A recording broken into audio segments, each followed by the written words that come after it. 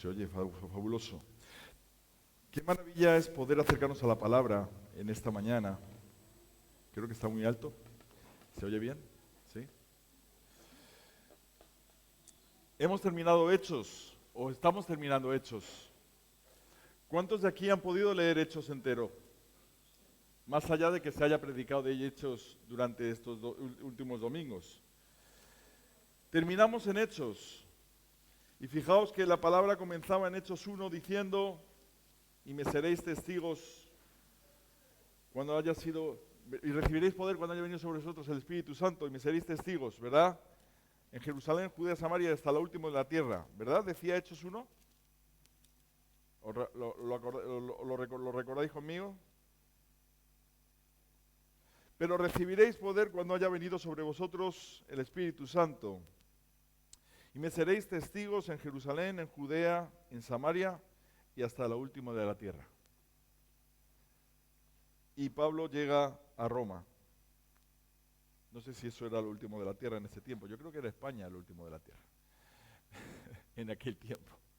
Pero fijaos que es curioso cómo en todo este tiempo lo que hemos estado hablando es de la obra poderosa del Espíritu en aquellos que Dios puso en su corazón ese llamado para llevar el testimonio al mundo. Cómo el Espíritu de Dios ha ido operando con poder en medio de esos héroes en la fe y han llegado a su destino porque Dios lo ha hecho posible. Esta última narración ya parte desde el capítulo 23, versículo 11. ¿Os acordáis? En el capítulo 23, versículo 11, dice así. Pablo estaba ante el concilio, ¿recordáis? Presentando defensa del Evangelio. Y en el capítulo 23, versículo 11, dice así: a la noche siguiente se le presentó el Señor y le dijo: ten ánimo, Pablo, pues como has testificado de mí en Jerusalén, así es necesario que testifiques también en Roma. Y desde el capítulo 23 hasta el capítulo 28 pasan un montón de cosas. Pero ¿cuál era el plan de Dios? ¿Cuál era el plan de Dios? Llegar a Roma. ¿Se cumple el plan de Dios? ¿Lo damos por cumplido? ¿Sí? Check. Bien, pues ya está. Ya hemos terminado el mensaje. Porque el mensaje, ¿dónde está? En que el plan de Dios se cumple. Pero no solo se cumple, sino siempre se cumple. ¿Por qué? Porque el plan de Dios es perfecto. Y siempre se cumple. De una manera o de otra, el plan siempre se cumple. ¿Por qué? Porque el plan de Dios es perfecto. Entonces, eso nos replantea a nosotros un conflicto como hijos e hijas de Dios. Digo conflicto porque a lo mejor es un conflicto para ti, para mí no lo es, pero sí puede ser un conflicto. ¿Por qué? Porque cada uno de los que estáis presentes aquí, si habéis aceptado a Jesucristo como vuestro Señor y Salvador personal, Dios tiene un plan perfecto para vuestras vidas. ¿Y eso qué significa? Que se va a cumplir. Se va a cumplir. ¿Cuántos quieren que el plan perfecto de Dios se cumpla en su vida? Amén. Decís amén con la boquita así como medio cerrada, ¿eh? Porque ¿qué significa que se cumpla el plan de Dios? ¿Y qué ocurre cuando se hace su voluntad? Muy bien, Andrea, sí señor, Andrea, muy bien. Claro, cuando se hace la voluntad de Dios, ¿qué es la voluntad que no se hace? La nuestra, a no ser que mi voluntad se alinee a la voluntad de Dios. Pero partimos de la base de que hay un plan. Entonces, ¿cuántos quieren que el plan de Dios se cumpla? Si yo quiero que el plan de Dios me cumpla, entonces ¿dónde me tengo que poner? ¿Dónde me tengo que encontrar? ¿En dónde tengo que transitar? ¿Hacia dónde tengo que ir? ¿Qué es lo que primero tengo que buscar antes que ninguna otra cosa? ¿Qué es lo que debo de anhelar de todo corazón? ¿Dónde tiene que estar mi mente y mi corazón? ¿Dónde tengo que depositar mi confianza? ¿Dónde tengo que poner mi vida? ¿En quién tengo que poner mi vida? Porque el plan de Dios es perfecto. Y yo quiero que se cumpla en mi vida el plan de Dios. Pero para que el plan de Dios se cumpla, eh, Pablo iba hacia Roma. Bueno, Pablo podría haber decidido ir hacia otro lado, pero ¿cuál era el plan de Dios? El llegar a Roma. ¿Os acordáis de alguien que Dios le dijo, mira, vete a tal sitio? Y él dijo, no, allá a tal sitio yo no voy. Bien, y fue en dirección opuesta. Bien, pues lo que pasó fue lo que pasó, porque ¿qué es lo que tenía que pasar? Que esta persona, elegida por Dios, profeta de Dios, ¿dónde tenía que estar hablando y predicando? En Nínive. Y Jonás se fue en dirección opuesta. Pero ¿dónde tú tenías que estar? Porque ¿cuál era el plan de Dios? Que era bueno, agradable y perfecto. ¿No? ¿Hasta ahí estamos todos? Yo espero que me sigáis hasta el final. No quiero hacerme muy extenso, porque fijaos la hora que es. Pero fijaos lo que suele pasar, lo que va a pasar aquí, porque, claro, el plan de Dios es perfecto y todo se tiene que cumplir. Pero Dios tiene sus propósitos en cada momento y en cada situación. Lo primero que nos encontramos en el capítulo 28 es una situación de estas que, si la pasamos por encima, nos perdemos los detalles. No voy a poder entrar en todos los detalles, pero os pido que por favor leáis desde el versículo 1 del capítulo 28 y os vais a dar cuenta de que Dios empieza a bendecir a Pablo incluso a través de personas inconversas. Porque Pablo, cuando llega a Malta, que dice estoy a salvo, es decir, estando ya a salvo, supimos que la isla se llamaba Malta. Y a partir de ahí lo que ocurre es que hay personas autóctonas nativas de Malta que lo que ven es a unos náufragos que acaban de llegar y ¿qué es lo que hacen? Pues asistirlos. Y dice la palabra que los asistieron. Los asistieron no con poca humanidad, quiere decir que estuvieron ahí pendientes de esas personas que eran náufragos, que no los conocían de nada. Por lo tanto vemos que Dios utiliza a inconversos para bendecir la vida de Pablo en su trayecto todavía hasta Roma. Que no va a ser la única vez que vaya a bendecir a Pablo a través de las personas no creyentes, porque después vamos a ver que también Dios usa a un hombre para poderle dar espacio, para poder descansar en ese tiempo. Pero fijaos lo que ocurre aquí. Pablo llega, acaba de naufragar, ¿vale? Y dice el texto que entonces, habiendo recogido Pablo algunas ramas secas, o sea, Pablo acaba de naufragar, no sé si era de forma inmediata, pero se pone a recoger ramas para hacer una hoguera. Ese era Pablo. Pablo tenía fuerza para muchas cosas. Y en ese proceso de recoger ramas, una víbora le muerde. Fijaos cómo cambia el pensamiento de las personas desde ese momento hasta el final. En ese momento, esas personas que asistían a Pablo ven que Pablo es mordido por una víbora. ¿Y qué es lo que dice esa gente? Este tiene que haber hecho algo muy malo, porque después de naufragar, ahora se pone a recoger una rama y le muerde una víbora. Y todos estaban esperando a que Pablo se muriera, como diciendo, a ver cuándo se muere, a ver cuándo se muere. Hay expectantes, ¿no? Una víbora venenosa, ¿no? Se entiende que, ¿cuánto tiempo? Gente autóctona de esa tierra dice, mira, le queda una... Y se ponen a mirar a Pablo como diciendo, a ver. Y Pablo seguía haciendo sus cosas, porque él agita la mano, la echa a la víbora en el fuego y él sigue adelante. Y de esa superstición que tenían esas personas, ¿a dónde cambian? Dicen, bueno, pues si no se muere, entonces ¿qué es Pablo? Pues un dios. Bueno, el cambio es interesante, pero entendemos que siguen siendo personas no creyentes, ¿verdad? Entonces, por un lado lo dicen, mira, este ha hecho algo malo, y por otro lado ahora dicen, no, este es un dios. Han cambiado de pensamiento, pero eso no se queda ahí. Fijaos que Dios, obviamente, como tiene el plan que hay que cumplir, a Pablo hay que seguirle dando cosas para que pueda llegar a hacer su plan. ¿Qué es lo que va a hacer, qué es lo que va a hacer Dios a Pablo? ¿Qué es lo que le va a ofrecer? Dice en el versículo 7, en aquellos lugares había propiedades de un hombre quien nos recibió y hospedó solícitamente 3 días. ¿Y qué pasa en ese momento? Dios usa a Pablo, momento de sanidades, momento de derramamiento del poder de Dios, momento de milagros. ¿Por qué? Porque en todo momento y en todo lugar Pablo estaba abierto a que Dios lo usara para hacer la voluntad de ¿quién? Pues en el proceso de su camino, Dios había determinado que además de que le picara la víbora, que fuera de testimonio para esos no creyentes, ahora sanase a esta persona. Todo esto estamos de camino a Roma, todavía no hemos llegado. Pero todas estas cosas acontecen y acontecen en la vida de una persona que en dónde transita y en qué transita. Transita en la voluntad de Dios y camina en los planes del Señor. Entonces, todas las cosas que le acontecen tienen que ver con el plan. ¿Cuál es el plan? Que llegue a Roma. Pero hay cosas que van a pasar en el proceso.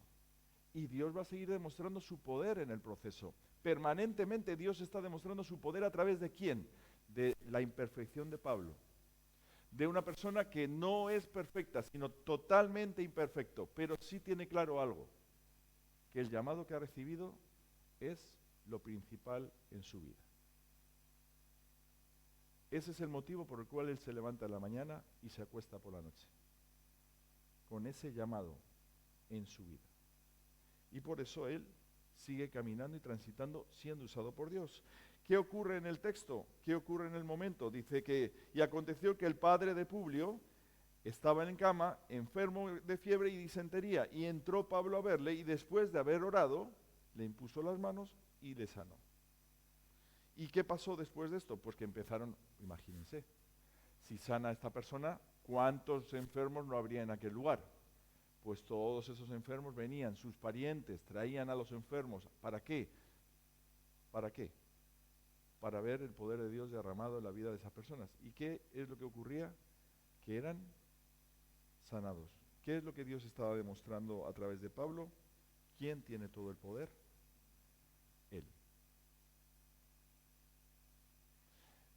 Se sobreentiende que como Pablo es Pablo, y aunque no lo pone explícitamente, se sobreentiende que como es Pablo, él no dejaría de transmitir el mensaje del Evangelio en medio de ese momento de sanidades.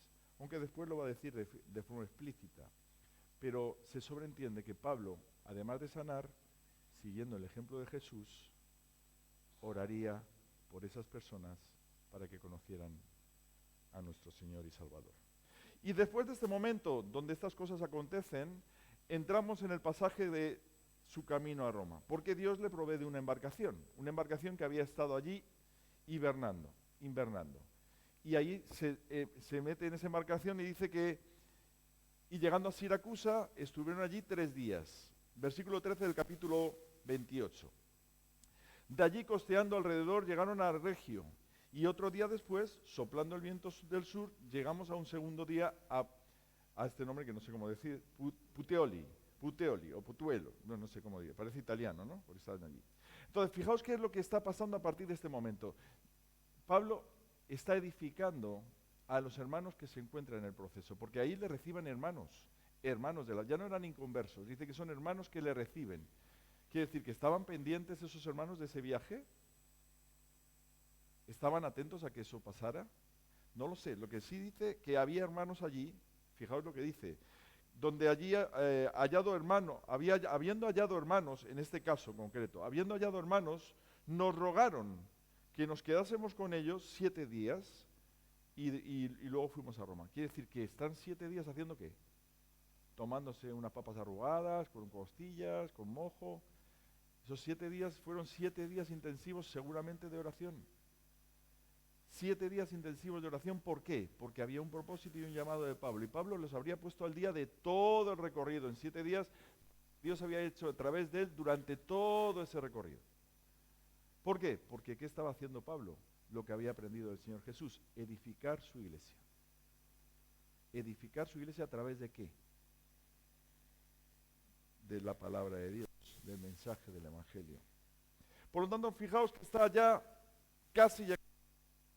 Donde habiendo hallado hermanos se quedaron donde nosotros los hermanos, que ese oyendo no lo sé porque no había WhatsApp ni había llamadas de videollamada de internet, quiere decir que algo llegaría, de alguna manera llegaría el mensaje.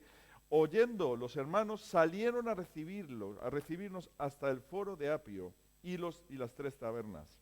Y al verlos Pablo, fijaos lo que dice aquí, dio gracias a Dios y cobró aliento. Pablo llega a Roma y respira. ¿Y qué mejor que respirar rodeado de hermanos en la fe? de hermanos que están peleando la buena batalla de Jesucristo, de hermanos que están ahí en un lugar donde hay que predicar el Evangelio. ¿Y quién te recibe con el amor del Señor? Un hermano en la fe. Y después de todo pasado y de todas las cosas que habían acontecido, quien te recibe es una persona que te abraza y te muestra el amor de Cristo a través de esa recepción. Hermanos, la iglesia. La iglesia. Qué maravilloso es formar parte de una iglesia. Y no de la iglesia humana que se gestiona de forma humana y que se articula de forma humana. No estoy hablando de esa iglesia. Estoy hablando de la iglesia de Jesucristo. ¿Cuál es la iglesia de Jesucristo? La única verdad. Donde Cristo se hace presente. No hay más iglesias, hermanos. La única iglesia verdadera es la donde Cristo se hace presente. ¿En dónde? En la vida de los que forman la iglesia. Porque si no, ¿quién le da sentido a la iglesia si no es Él? Por lo tanto, fijaos ese momento de cobrar aliento. Y aquí voy a hacer un pequeño paréntesis, porque este término aliento, este tiempo de aliento me proyecta algo que Pablo recibe del Señor, que es otro término parecido, similar, pero no es lo mismo. Dice, ¿os acordáis cuando hablábamos de ánimo? Ten ánimo, que le dice el Señor, en ese llamado, ten ánimo, para llegar es necesario que llegues a Roma. Fijaos, porque se me pasó comentaros, ese ánimo es el mismo ánimo que Pablo les transmite a los que estaban con él antes de naufragar. Antes de naufragar Pablo, antes de llegar a este momento, en el versículo 22 del capítulo 27, les dice así: pero ahora os exhorto a tener buen ánimo. Esto le está diciendo Pablo. Pues no habrá ninguna pérdida de vida entre vosotros, sino solamente de la nave, porque esta noche ha estado conmigo el ángel de Dios, de quien soy y a quien sirvo, de quien soy y a quien sirvo. Diciendo Pablo, no más, es necesario que comparezcas ante César, y he aquí, Dios te ha concedido todos los que navegan contigo. Por tanto, oh varones, tened buen ánimo, porque yo confío en Dios, que será así como se me ha dicho. Quiere decir que Pablo, ¿qué les está transmitiendo a todos esos que estaban en la nave? Pues para eso seguramente una locura. Que un ángel de Dios le ha dicho, no os preocupéis, que no va a morir nadie. ¿Fue así? Sí, así fue. Nadie murió. ¿El plan de Dios se cumple? Sí, el plan de Dios se cumple. ¿Entendéis cómo se transita en el plan del Señor? ¿Quién es el que tiene control de todas las cosas? Por lo tanto, volvemos otra vez al texto. Y dice, versículo 17, aconteció que 3 días después, ¿qué es lo que hace Pablo? Evidentemente Pablo tiene que dar su testimonio y tiene que hablar de las cosas que tiene que hablar, porque para eso ha llegado a Roma. Dice, convocó a los principales de los judíos, a los cuales luego que estuvieran reunidos les dijo. Y ahí hace la narrativa de las cosas que han ido aconteciendo y de que él en ningún momento es culpable de ningún tipo de afrenta hacia nadie, y menos hacia Dios. Y entonces Pablo lo que está presentando simplemente es lo que ha acontecido y lo que le ha llevado hasta allí. ¿Y por qué está en Roma? Porque Dios ha querido que venga a Roma. ¿Pero a través de qué? A través de tener que ir al César a defenderse, porque los judíos querían matarlo. Y en el versículo 21 dice así, entonces ellos le dijeron, nosotros ni hemos recibido de Judea cartas acerca de ti, ni ha venido alguno de los hermanos que haya denunciado o hablado algún mal de ti. Quiere decir que la persecución de esos judíos de Jerusalén parece ser que empieza a frenarse, o bien porque no han llegado hasta ahí, o porque no han podido. Pero ahí se inicia otro proceso, porque al no haber escuchado nada de los demás, no tienen ningún prejuicio evidente previo con Pablo. Ahora, Pablo tiene esa libertad para transmitir el mensaje poderoso del Evangelio a personas que no tienen un prejuicio por lo que otros le han dicho. ¿Y qué es lo que va a hacer Pablo? ¿Qué es lo que le está dando Dios a Pablo? Carta blanca. Para predicar el Evangelio y ver cuál es la respuesta de sus oyentes. Y así es como Pablo se pone a predicar. A predicar de lo que Dios le había llamado a hacer en ese lugar. Entonces, fijaos que dice, pero sí, ellos mismos dicen, pero querríamos oír de ti lo que piensas, porque de la secta,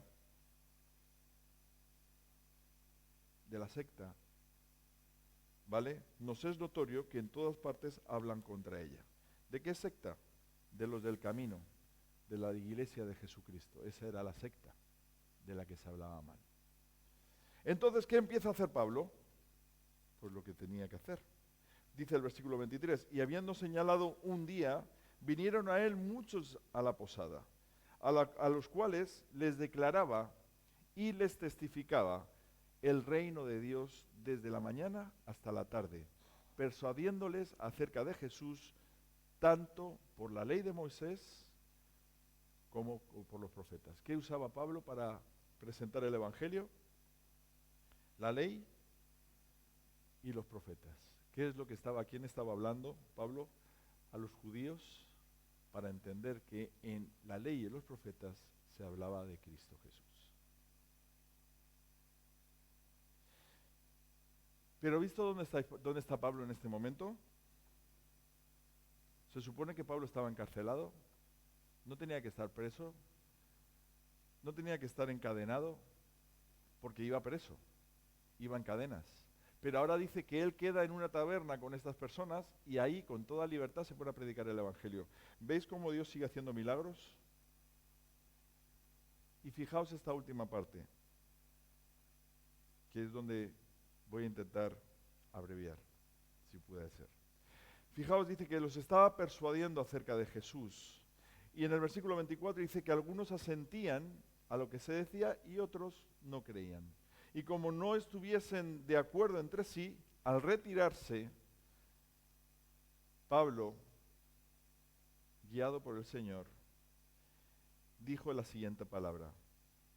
Y dice Pablo así: bien habló el Espíritu Santo por medio del profeta Isaías a nuestros padres diciendo. ¿Quién le habló a Isaías y por medio de quién habló Isaías? ¿Cómo se articula el texto en el Antiguo Testamento?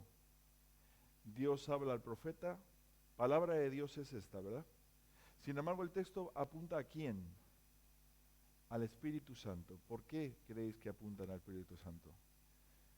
¿Los hechos de quién son? Del Espíritu Santo. Es Dios, ¿verdad?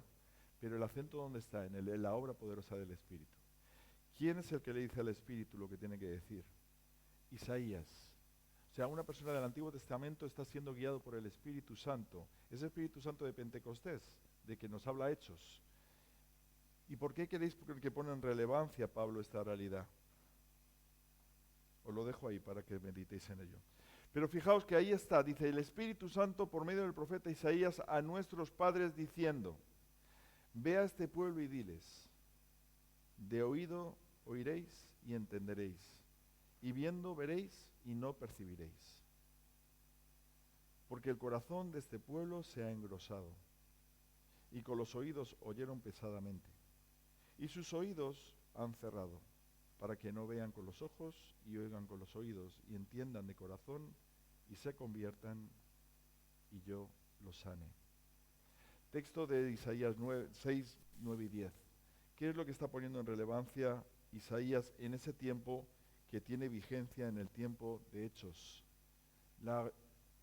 El corazón se ha engrosado. No ven ni oyen. ¿Qué es lo que no ven ni oyen? A Dios.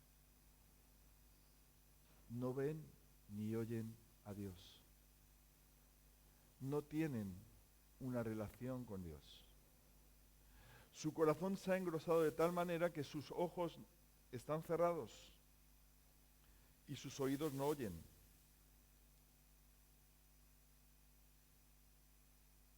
Si no hay, hermanos, si no hay una relación de intimidad con Dios, no se puede caminar en el Señor. Si no hay una relación con Dios, no se puede saber si lo que estoy haciendo es de Dios o no. Si no tengo una comunión con Dios, no sé si mi relación con mi esposo o mi esposa es la adecuada. No sé si mi relación en mi trabajo es correcta. No sé si mi trato con mi familia es la que tiene que ser. No sé si mi crianza está siendo como Dios quiere que sea. Si no hay relación con Dios, desconozco cuál es el plan de Dios para mi vida y desconozco cuál es su voluntad. Por eso, el pueblo de Dios sufrió eso y Pablo lo está trayendo a colación, porque eso es lo que llevó al pueblo al desastre total y absoluto.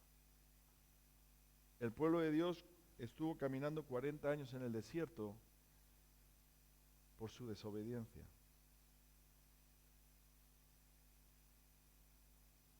La pregunta es la que hemos lanzado al principio. ¿Queremos caminar en los planes de Dios? ¿Anhelamos, deseamos que sea ahí donde estemos transitando? Entonces, hay que oír a Dios. Hay que tener una relación de intimidad con Dios. Hay que tener un encuentro genuino cada día con el Señor, ese tiempo apartado para poder descansar en Él, para poder desconectar de las cosas del mundo y poder dedicarle solamente a Él ese tiempo. Hermanos, es muy difícil y yo soy el primero que entiende esa realidad. Sé que no es nada fácil a veces apartar ese espacio y ese tiempo para poder dedicarle al Señor ese momento, pero todo es posible si se quiere. Todo es posible si se quiere hacer. Por eso es necesario que implementemos esos hábitos espirituales que nos llevan a ese tiempo. Sabed pues que a los gentiles es enviada esta salvación de Dios y ellos oirán. Advertencia de Pablo a aquellos que son pueblo de Dios, al pueblo de Israel, a esos que tienen la herencia. Advertencia, los gentiles, a los cuales vosotros consideráis como perros, impuros, fuera de la gracia de Dios, van a oír el Evangelio. Y eso va a cambiar, por supuesto, sus vidas. Y cuando hubo dicho esto, los judíos se fueron, teniendo gran discusión entre sí. Y Pablo permaneció, ¿cuánto? 2 años enteros en una casa alquilada y recibía a todos los que a él venían, predicando el reino de Dios y enseñando acerca del Señor Jesucristo, abiertamente y sin impedimento. En Roma. Allí estaba, predicando abiertamente el Evangelio en una casa alquilada. No estaba con grilletes y estaba encarcelado. No estaba en cadenas. Nadie puede impedir la obra del Espíritu. El plan de Dios es perfecto. Y se cumple. Se cumple, hermanos. Y muchos de esos momentos se hacen presente. Y si hacéis un repaso, que no es el momento ahora quizás, pero si hacéis un repaso de vuestro recorrido de vida, os daréis cuenta y podréis identificar cómo Dios ha ido operando en vosotros su gracia para traeros hasta donde estáis, para llevaros hasta este momento, a este lugar, sentados en este banco, escuchando este mensaje, que viene de Él porque acabo de leer la Escritura. Y ahora lo que toca, hermanos, es de nuevo, una vez más, hacer un análisis. ¿Un análisis de qué? un análisis personal. Una evaluación delante de Dios con sinceridad. Total, a Dios no hay nada que esconderle.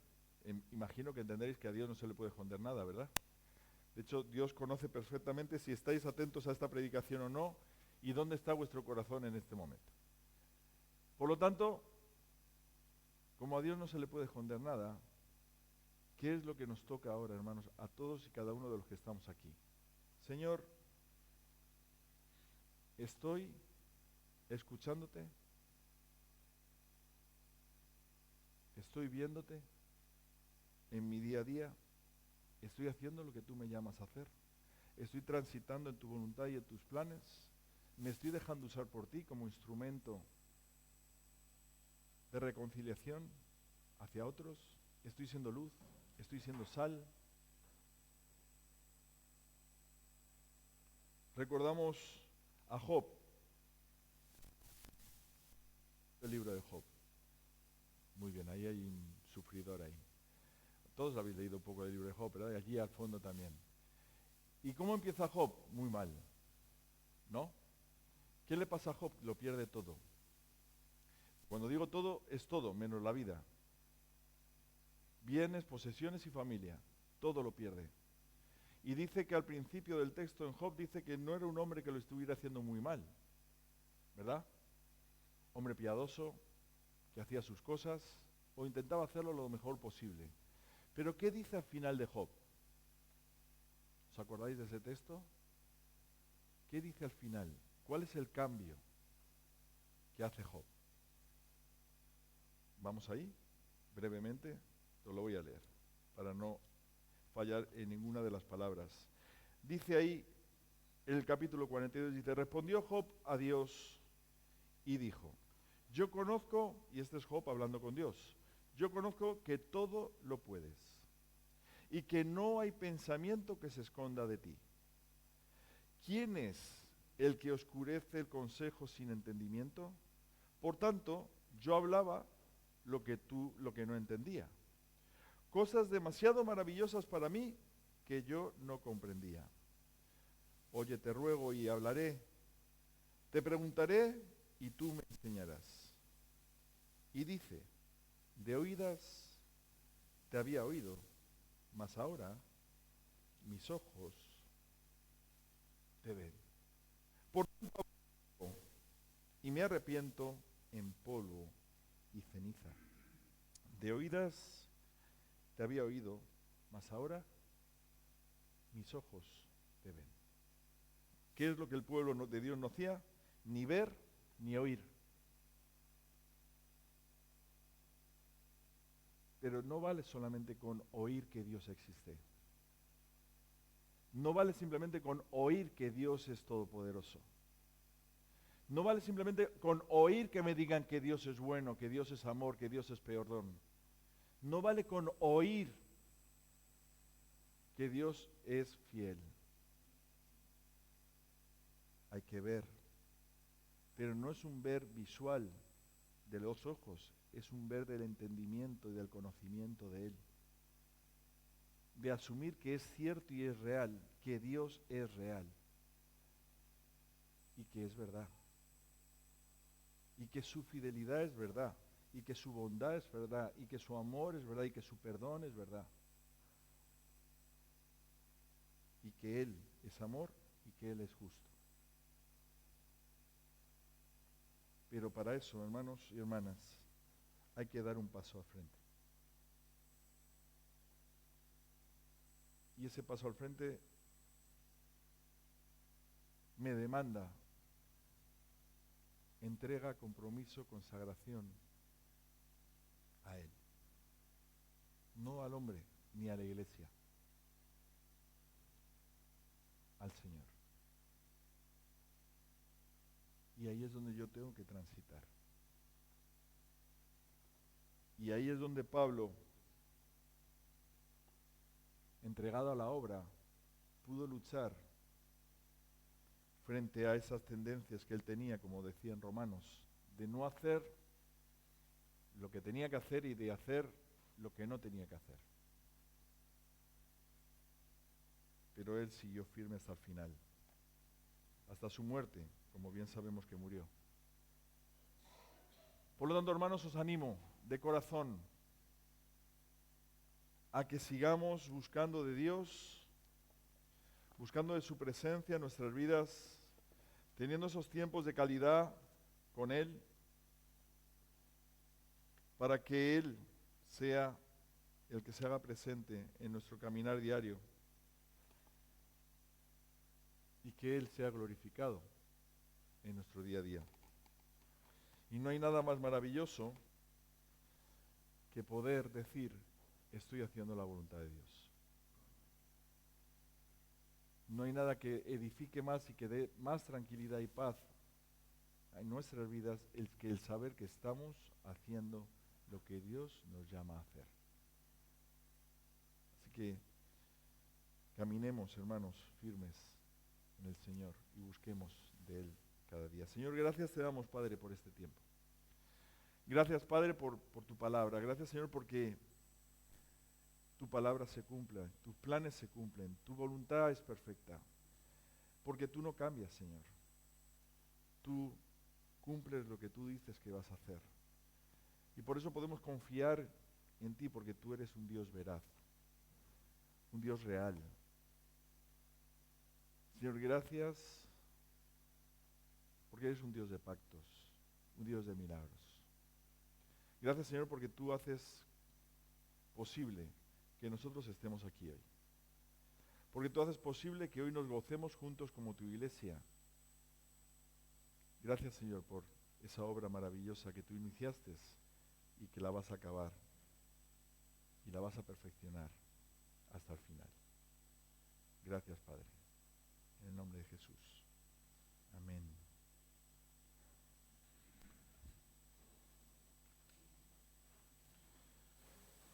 Terminamos alabando al Señor, teniendo nuestro tiempo de ofrendas y diezmos también, donde también glorificamos al Señor a través de ello.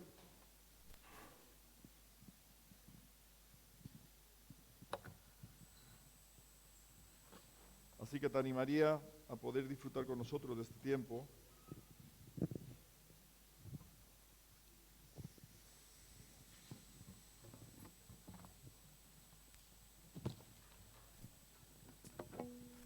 ¿Puedes orar?